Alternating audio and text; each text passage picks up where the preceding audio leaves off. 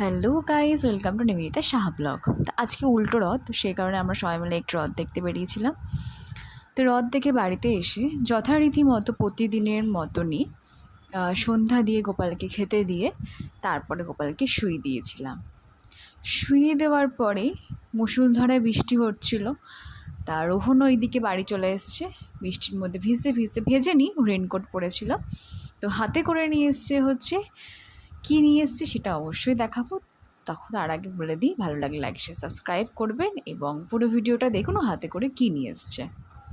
ও একটু ফ্রেশ হয়ে নিল, তারপরে গরম গরম জিলেপি আর নিয়ে বসে পড়লাম আমরা পাঁপড় ভাজা।